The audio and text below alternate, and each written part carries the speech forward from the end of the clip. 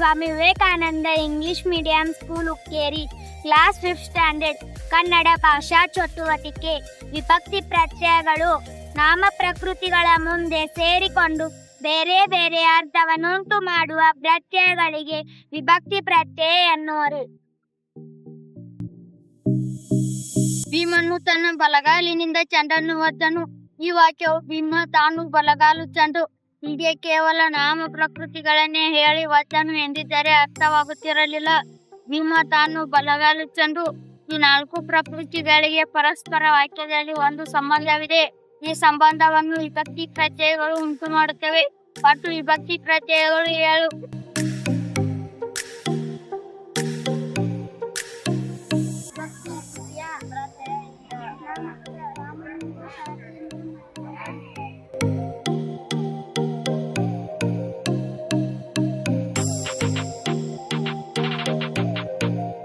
ವಿಭಕ್ತಿ ದ್ವಿತೀಯ ಪ್ರತ್ಯಯ ರಾಮನ ತಲೆಯನ್ನು ಮಳೆಯನ್ನು ಇತ್ಯಾದಿ.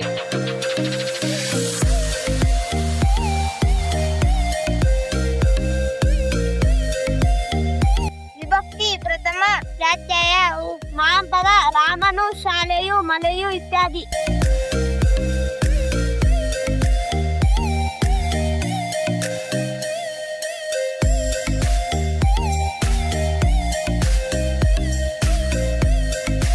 ವಿಭಕ್ತಿ ಷಷ್ಠಿ ಪ್ರತ್ಯಯ ನಾಮಪದ ರಾಮನ, ಶಾಲೆಯ, ಮಳೆಯ ಇತ್ಯಾದಿ.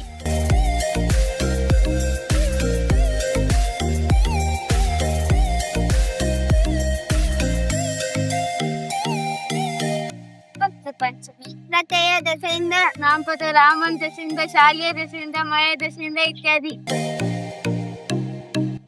ಪಕ್ಷಿ ಸಪ್ತಮಿ ಪ್ರತ್ಯಯ ನಾಮಪದ ರಾಮನಲ್ಲಿ, ಶಾಲೆಯಲ್ಲಿ, ಮಳೆಯಲ್ಲಿ ಇತ್ಯಾದಿ.